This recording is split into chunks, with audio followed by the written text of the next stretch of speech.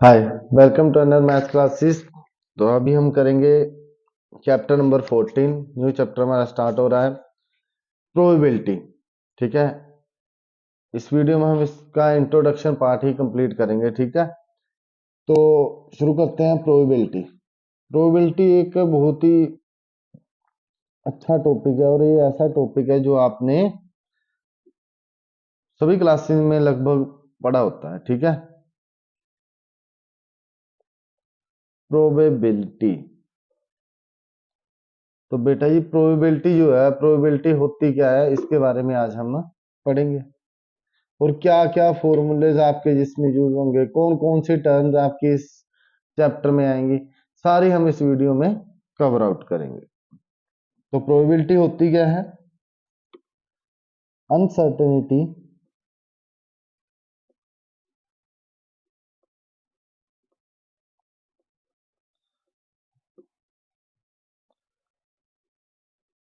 Uncertainty of various event, कि हमारे जितने इवेंट हैं उनके बारे में हमें पता करना होता है कि क्या नतीजा आएगा।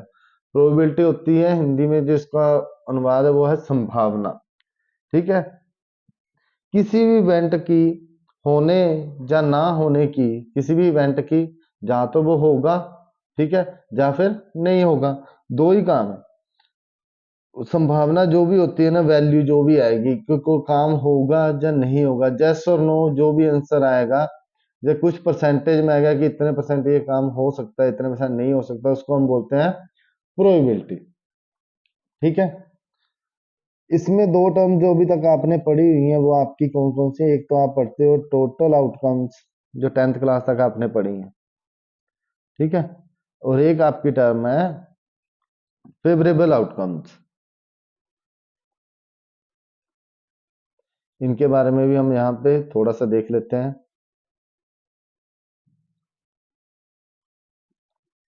ठीक है, ये दो टर्म्स आपने यहाँ तक पढ़ी हुई हैं। ठीक है, तो बेटा देखो कि फेवरेबल आउटकम, टोटल आउटकम होती क्या है। मान लो कि आपने एक डाई की एग्जांपल लेके चलते हैं, डाइस। ठीक है, जो लूडो वाली डाइस होती है उसको आपने फेंका। ठीक है, तो डाइस पे जो नंबर लिखे होते हैं वो कहां से कहां तक होते हैं? 1 2 3 4 5 6। अब ऐसा तो नहीं है ना कि आपने डाइस थ्रो की, आपके पास सिर्फ और सिर्फ 6 ही आएगा। तो ये जो है ना, ये टोटल आउटकम्स है, इनमें से कुछ भी आ सकता है। ठीक है, ये टोटल आउटकम्स है, इनमें से कुछ भी। टोटल आउटकम हमारी कितनी है? 6। डाइस के ऊपर 6 नंबर्स होते हैं तो कोई भी आ सकता है। अब हमने क्या किया? इवेंट। ठीक है, इवेंट हमारे पास क्या है कि हमें सिर्फ चाहिए odd number on dice, odd number on dice. तो अगर मुझे सिर्फ और सिर्फ ओड नंबर चाहिए तो ओड नंबर कौन कौन से होंगे? 1 3 या फिर 5। अब इस इवेंट की अगर हमें प्रोबेबिलिटी निकालनी है, ठीक है, इस इवेंट में जो हमारी नंबर्स आते हैं ना, वो हमारे पास क्या होता है? Favourable observation outcomes upon total हमारे पास होते हैं, जो भी उसके ऊपर है हमारे पास, जो भी टोटल है, इसको करोगे तो ये 1/2। ठीक है, आई होप कि आपको क्लियर होगा क्योंकि आप पीछे भी इसको पढ़ के आ रहे हो। ठीक है, कुछ भी अभी तक न्यू नहीं मैंने आपको बताया, अब जो हम पढ़ेंगे वो न्यू होगा। ठीक है, एक चीज और है कि मैक्सिमम प्रोबेबिलिटी जो वैल्यू आती है वो कितनी होती है? 1, और मिनिमम 0। ठीक है, मतलब कि जो प्रोबेबिलिटी की वैल्यू है वो 0 और 1 के बीच में लाई करती है क्लोज इंटरवल में। ठीक है, not in open interval, close interval में। या तो 0 होगी या 1 होगी, या इन दोनों के बीच में ही लाई करे। ठीक है, अगर इससे आगे पीछे कर रही है तो आपका क्वेश्चन गलत है। अब +1 में आके हम आउटकम्स जो है इसको हम बोलते हैं सैंपल स्पेस। ठीक है, ये अभी आपके लिए नई टर्म है, सैंपल स्पेस, जिसको हम डिनोट करते हैं कैपिटल एस। ठीक है भाई, तो कैपिटल एस जो है वो क्या डिनोट करता है? Sample space. सैंपल स्पेस होता क्या है? Possible result of an experiment. वही कि पॉसिबल रिजल्ट कितने आ सकते हैं, वो हमारे पास क्या है? Sample space. अब इवेंट, जो आपने टर्म एक पढ़ी है इवेंट, इवेंट क्या होता है बच्चों? ठीक है, यहाँ पे सिर्फ आपने ये याद रखना है कि आउटकम्स को हम सैंपल स्पेस बोलते हैं और इसको कैपिटल एस से हम डिनोट करते हैं। अब इवेंट के बारे में हमें पूछे तो वो क्या है? Any subset E, E means event of a sample space. पहले मैं लिख देता हूँ फिर आपको समझाता हूँ, ठीक है? Sample space is called an event.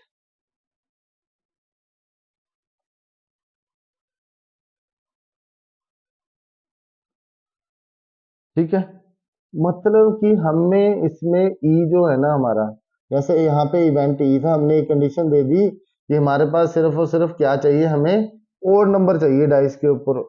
ठीक है, जो भी हम कंडीशन देते हैं उसको हम क्या बोलते हैं? इवेंट। जो भी हम कंडीशन देते हैं उसको हम क्या बोलते हैं? इवेंट। बच्चों सिंपल सी बात याद रखना है, इसको चाहे तो आप हिंदी में लिख भी लो कि जो भी हम कंडीशन देंगे उसको हम क्या बोलते हैं? इवेंट। अब इवेंट के आगे कुछ टाइप्स होते हैं। एक तो हमारे पास होता है इम्पॉसिबल इवेंट। इम्पॉसिबल इवेंट, ये देखते हैं हमारे पास क्या है। द एम्प्टी सेट, पहले इसकी भी डेफिनेशन लिख देता हूं आपको। द एम्प्टी सेट फाइव, इसको हम एम्प्टी सेट बोलते हैं। ठीक है, सेट के बारे में आपने पढ़ा है प्लस वन क्लास में। ठीक है, इतना तो आपको पता है कि फाइव को हम क्या बोलते हैं? Empty set. And sample space, देखो इसमें जो है ना वो आपकी सेट्स वाला कंसेप्ट भी यूज होगा। ठीक है, उसके हिसाब से आप इसको करोगे। और प्लस टू में भी आपके पास है, उसके लिए भी मैं आपको आपके साथ ही हूँ। ठीक है, उसमें भी यही कुछ यूज होता है हमारा। सैंपल स्पेस जो हमारा एस है, डिस्क्राइब इवेंट, जिसमें इवेंट जो है वो डिस्क्राइब है। डिस्क्राइब इवेंट्स, तो बोलता है जो फाई है ना, इसी को हम बोलते हैं, phi is called empty set. ठीक है, फाई को हम क्या बोलते हैं? Empty set. Phi is called empty set.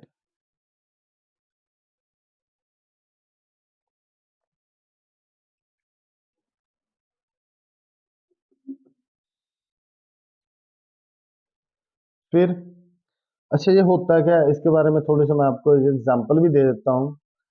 थोड़ा सा मेरा हिल रही थी वीडियो, कोई बात नहीं, अब नहीं लगी।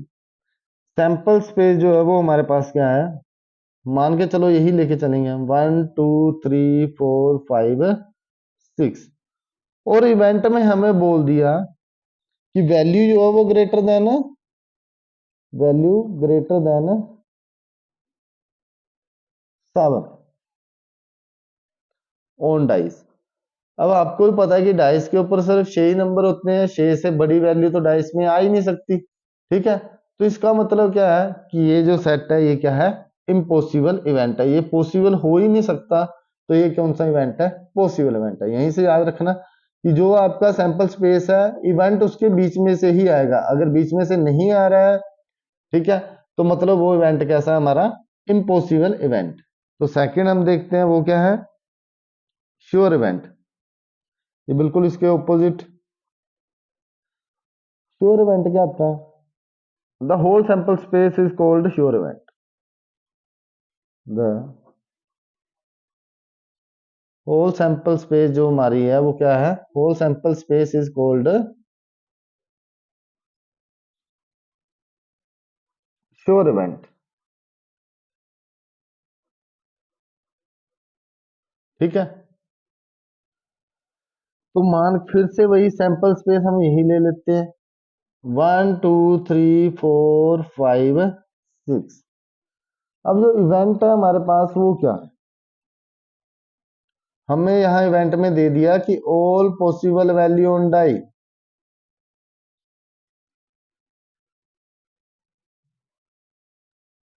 अब यहाँ पे बेटा ध्यान से देखना, देखो जो डाइस की वैल्यू 1 से लेके 6 तक होती है, सैंपल स्पेस में सारी वैल्यू है उसकी तो इसलिए उसने बोला कि जो पूरा सैंपल स्पेस आ जाए ना इवेंट में, तो वो हमारे पास क्या है, एक श्योर इवेंट बन जाता है।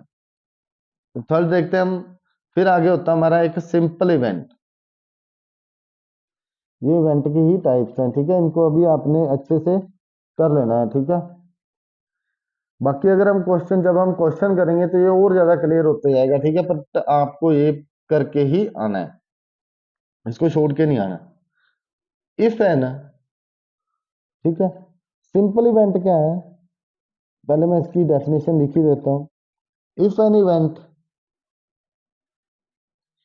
ई,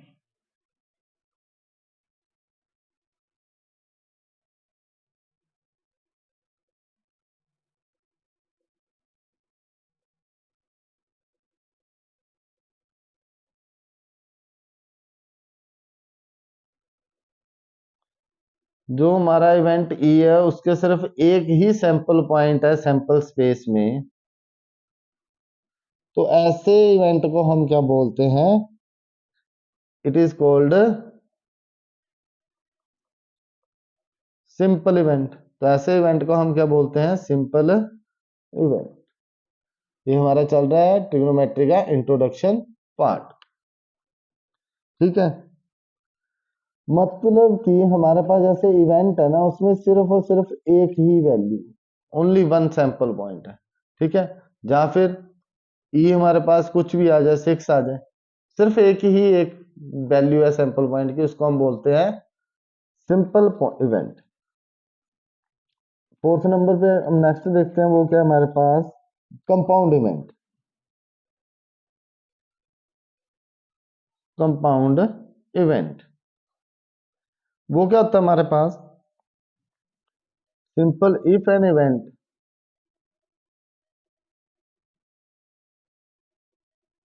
has more then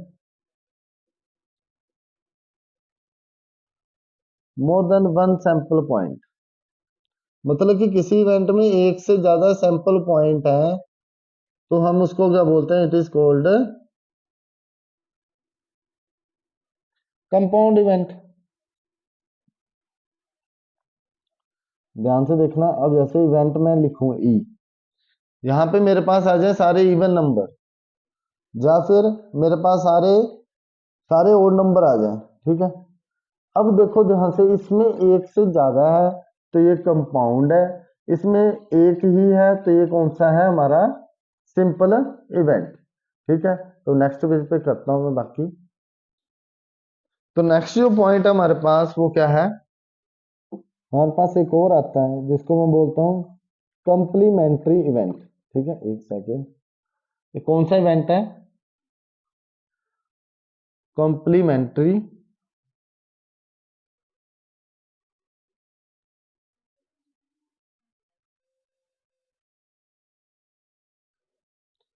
complementary event for any event A. ध्यान से देखना इसकी पहले definition, for any event A, कोई भी आप इवेंट ले लो ए, ठीक है बेटा, there correspond another event A dash, इसके ही कोरस्पोंड जो है वो एक और इवेंट होगा, there corresponds another event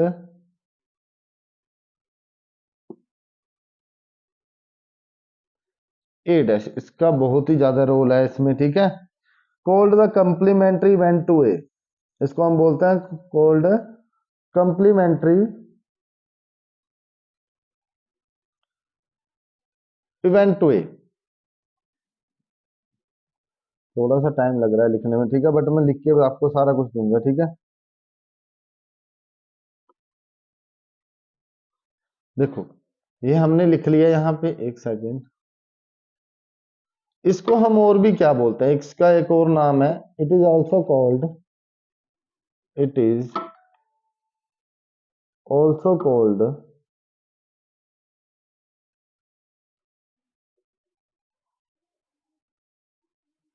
NOTA, ठीक है। क्या बोलते हैं हम इसको, नोटा। अब इसको समझना है आपने, मैं आपको एक एग्जांपल के साथ समझाता हूं कि क्या है। मान लो लेट कर लो, लेट आपके पास जो सैंपल स्पेस है ना वो क्या है, 1 2 3 4 5 6, वही डाइस वाली हम एक एग्जांपल लेके चल रहे हैं, ठीक है। आपको प्रोबेबिलिटी बोली किसकी, सॉरी इवेंट दे दिया ए ई, बोलता कि ओड वैल्यूज, कौन सी, ओड वैल्यूज ऑन डाइस, जो भी डाइस पे ओड वैल्यू आ रही है उनके बारे में आपको इवेंट दे दिए, ठीक है। तो ए जो है आपका वो क्या आ जाएगा, ओड वैल्यूज लिख लेंगे हम 1 2 3। तो बेटा ए डैश क्या होता है, बिल्कुल इसके ऑपोजिट, इसका उल्टा, अगर यहाँ पे ओड वैल्यूज है तो यहाँ पे कौन सी आ जाएंगी, सॉरी 1 3 5 है ओड वैल्यूज, और यहाँ पे आएंगी 2 4 एंड 6 इवन वैल्यूज, मतलब इसके ऑपोजिट होता है, ठीक है। और यहाँ से हमें एक और बात पता चलती है कि जो सैंपल स्पेस होता है ना उसमें ये क्या आता है, ए प्लस ए डैश, इन दोनों को याद रखना, ठीक है। इन दोनों को जोड़ेंगे तभी तो ए प्लस ए डैश बनेगा ना हमारा, तो यही हमारा क्या होता है, सैंपल स्पेस। नेक्स्ट हम देखते हैं क्या है हमारे पास 6 नंबर पे, इवेंट ए और बी, इवेंट ए और बी, जिसको हम बोलते हैं ए, आपने सेट्स पढ़े हैं, जब भी और लिखा होता है बीच में तो क्या आता है, ए यूनियन बी, ठीक है। ये भी हमें निकालने को दे सकते हैं, तो इसकी थोड़ी सी डेफिनेशन लिख ही लेते हैं, सारी मैं लिखवा ही देता हूं आपको, क्यों छोड़नी है। यूनियन ऑफ टू सेट्स, दो सेट्स होंगे हमारे पास, ए एंड बी दो सेट है हमारे पास, ठीक है। ये ना मैं बोला हुआ, ये क्या डिनोट करते हैं, denote A union B contains, A union B contains all those elements,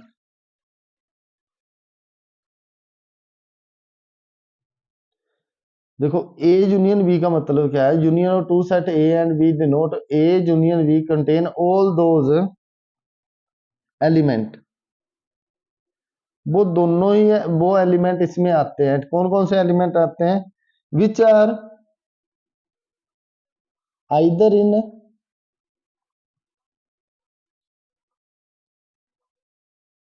इन ए और इन बी और इन बोथ, ठीक है।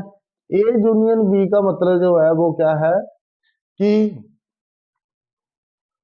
देखो यहां से ना आपकी थोड़ी वीडियो तो चलो लेंथी हो जाएगी, बट मैं आपको हर एक डेफिनेशन लिख के बता रहा हूं, ठीक है। तो ए यूनियन बी का मतलब होता है कि इनके बीच में डिनोट करना है, ठीक है। कौन से एलिमेंट आएंगे इसमें, जो या तो ए में भी होंगे या फिर बी में या फिर दोनों में होंगे, वो सारे के सारे इसमें यूनियन में आ जाएंगे। सेवंथ पे आएगा event A and B, A and B में हमारे पास कौन सा होता है, ये किसके इक्वल होता है, ए इंटरसेक्शन बी, ठीक है। तो ये इंटरसेक्शन हमारे पास होती क्या है, मैं आपको एक बार रिमाइंड करवा रहा हूं, ठीक है, डेफिनेशंस भी हैं इसकी। तो इंटरसेक्शन ऑफ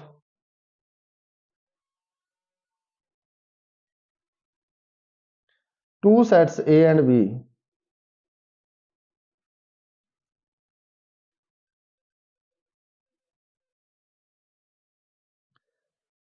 इस ए इंटरसेक्शन बी होती है हमारे पास, जो क्या डिनोट करती है, विच कंटेन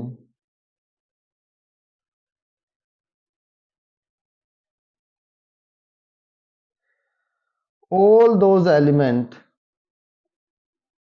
ऑल दोज, जल्दी जल्दी लिख देता हूँ थोड़ा सा, ऑल दोज एलिमेंट्स, कौन से elements, which are common to both A and B, ठीक है, जो क्या होंगे दोनों में कॉमन होंगे, विच आर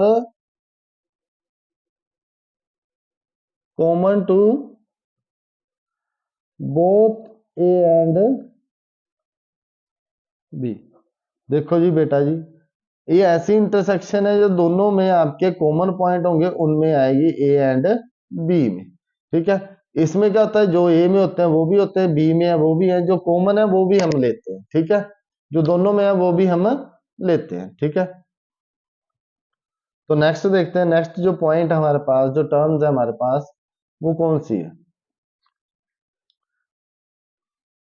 अब आपको ऐसे भी आ सकता है इनमें कि event A but not be. देखो ए तो हमारे पास है बट बी नहीं है, तो ए माइनस बी, या फिर इसको हम बोल सकते हैं ए इंटरसेक्शन बी डैश, ठीक है, इसका भी यही मतलब होता है, ठीक है। इसकी भी डेफिनेशन लिख ही लो, इसका मतलब क्या है, A minus B is the set of all those element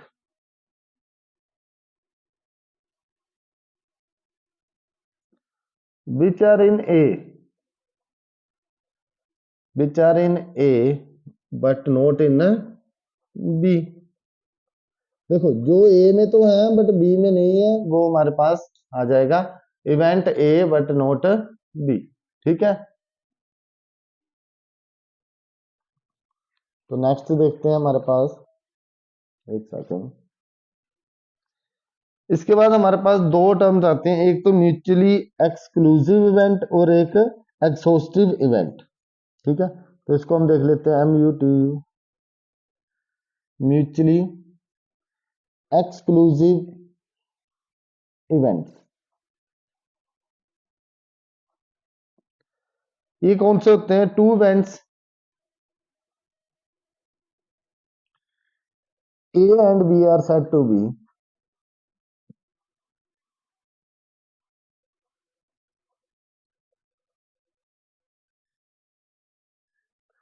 बोलता दो इवेंट है जो ए एंड बी है सेड टू बी म्यूचुअली, ठीक है, said to be mutually exclusive. कब उनको बोलेंगे म्यूचुअली एक्सक्लूसिव इवेंट, देखो दो इवेंट होंगे हमारे पास ए एंड बी, उनको म्यूचुअली एक्सक्लूसिव इवेंट हम कब बोलेंगे, ठीक है। तो बेटा कब बोलेंगे, देखो जब if the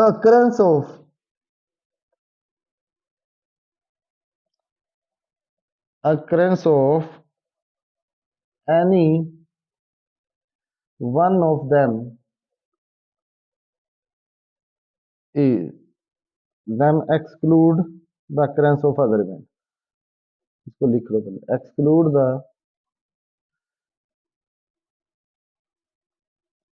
occurrence of other event, मतलब कि हमारे पास जो है वो ए इंटरसेक्शन बी किसके इक्वल होता है, 5 के, ठीक है।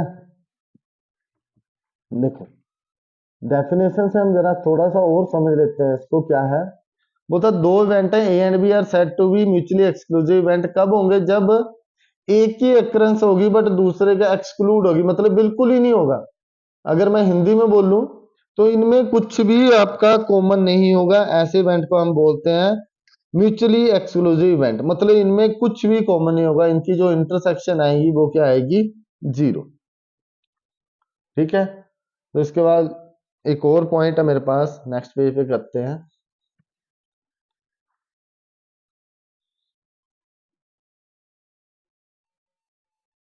ठीक है। तो लास्ट जो पॉइंट है वो मेरे पास है एग्जॉस्टिव इवेंट।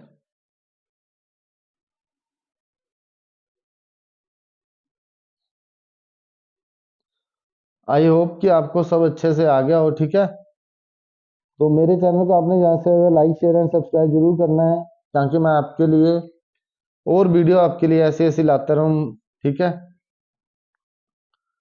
जिसमें आपको हर एक चीज मिलेगी, आपको कुछ भी बाहर से देखना नहीं पड़ेगा, ठीक है, क्योंकि मैं हर एक चीज आपको करवा रहा हूँ। यहाँ भी वीडियो चाहे थोड़ी सी लंबी हो जाए, लेंथी हो जाए, कोई बात नहीं, बट आपको हर एक डेफिनेशन प्रॉपर वे में लिखी हुई समझा रहा हूं मैं, ठीक है, ऐसा आपको कहीं नहीं मिलेगा।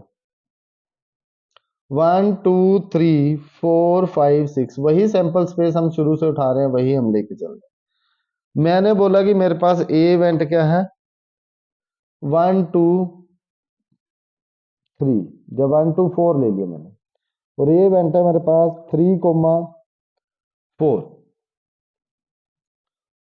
इसको बी इवेंट मान लो, और एक इवेंट मान लो सी, सी हमारे पास क्या है 5,6, चाहे तो अब डी मान लो एक और, कोई बात नहीं।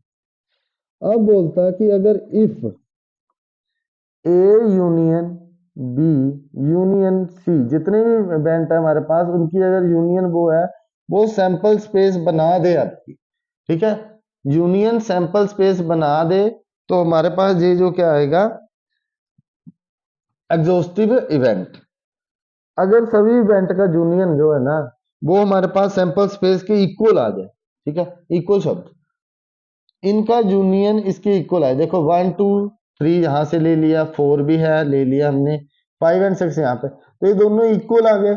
अगर ये इक्वल है तो ये हमारा कौन सा इवेंट है, एग्जॉस्टिव इवेंट। तो इसी के साथ अब हम नेक्स्ट क्वेश्चन करने शुरू करेंगे, ठीक है। उससे पहले आप मेरी वीडियो को ज्यादा से लाइक शेयर एंड सब्सक्राइब करें, और एक्सरसाइज के क्वेश्चन के लिए आप ये जरूर देख के आए, ठीक है, पूरी वीडियो आप देख के आए। बाकी अगर कोई डाउट है तो वो मैं आपका क्वेश्चंस में क्लियर करता चलूंगा, ठीक है। Thank you.